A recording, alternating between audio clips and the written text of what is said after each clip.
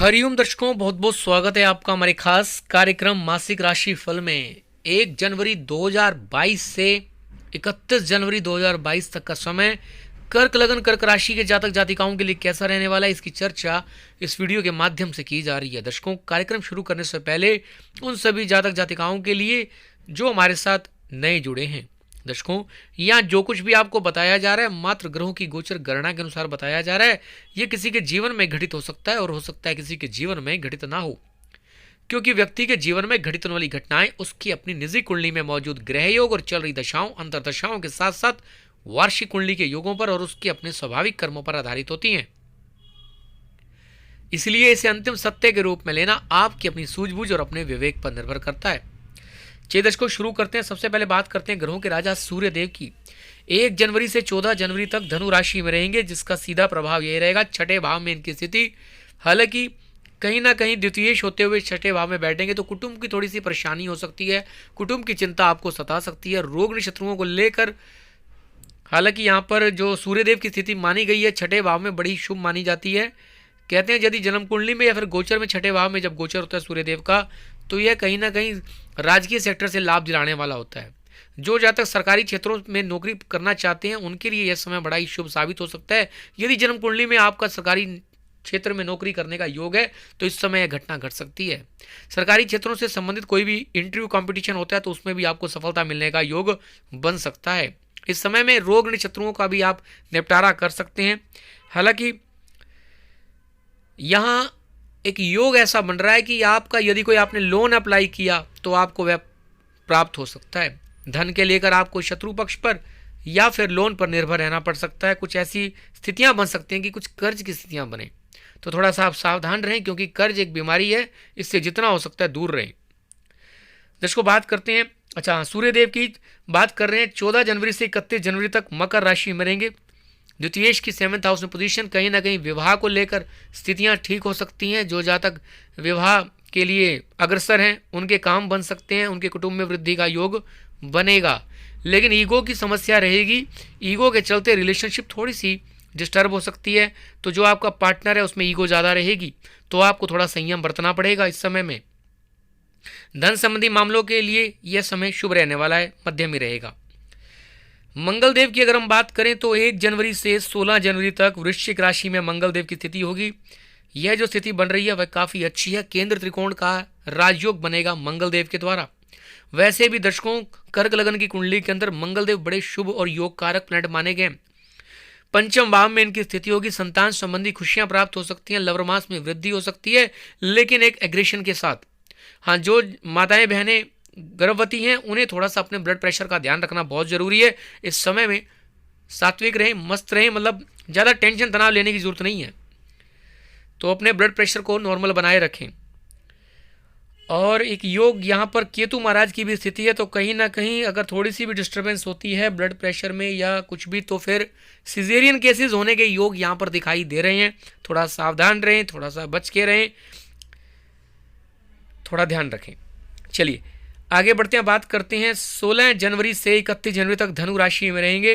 तो यहाँ जो स्थिति है, संतान को लेकर थोड़ा सा कष्ट हो सकता है। यहाँ पर संतान की चिंता सता सकती है और कैरियर को लेकर यहाँ पर संघर्ष ज़्यादा करना पड़ेगा, कंपटीशन ज़्यादा करना पड़ेगा। और जो जातक सर्विस इंडस्ट्री से जुड़े हुए हैं उनके लिए यह बड़ा ही गोल्डन टाइम होगा, जहाँ पर उनको उच्च पद की प्राप्ति भी हो सकती है कंपटीशन इंटरव्यू के द्वारा। यानी कि जितना आप कुछ स्टडी करेंगे, कंपीट करेंगे किसी को, आपको सफलता मिलेगी।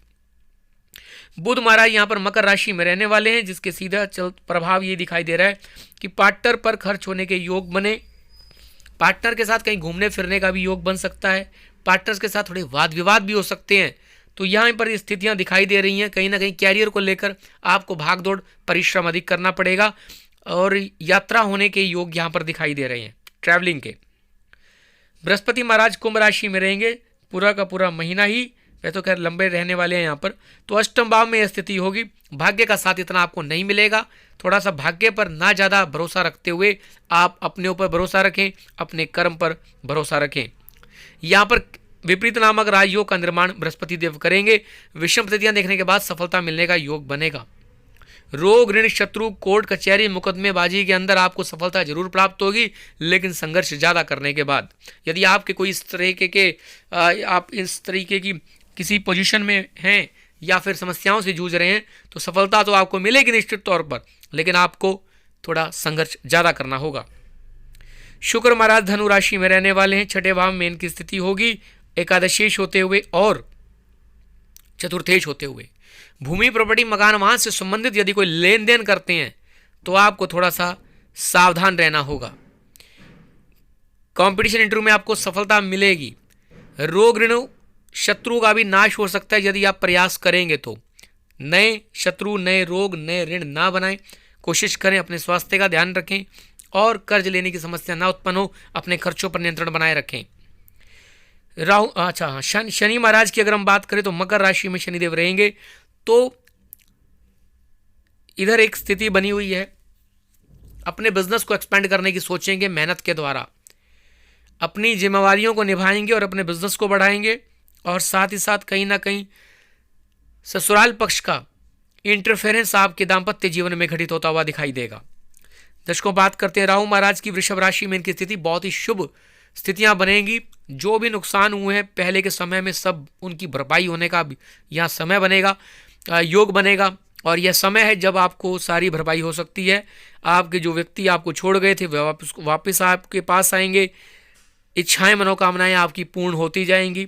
केतु महाराज पंचम भाव में बैठकर संतान को लेकर, प्रणय संबंधों को लेकर थोड़े से विच्छेदात्मक संबंध बनाते हुए नजर आएंगे। इस समय में थोड़ा सा आपको ध्यान रखना चाहिए। दर्शकों, बात करते हैं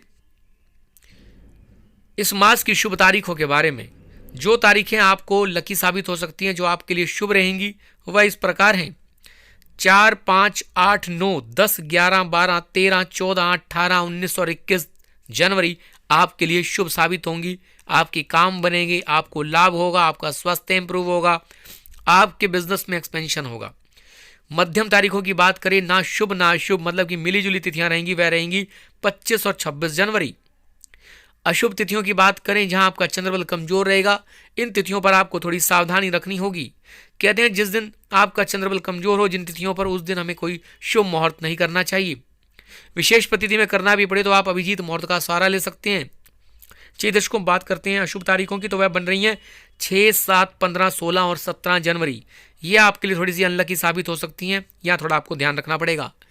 दर्शकों, फिर मिलेंगे किसी नए टॉपिक के साथ, तब तक बने रहें आप हमारे चैनल के साथ। हरिओम हरिओम हरिओम।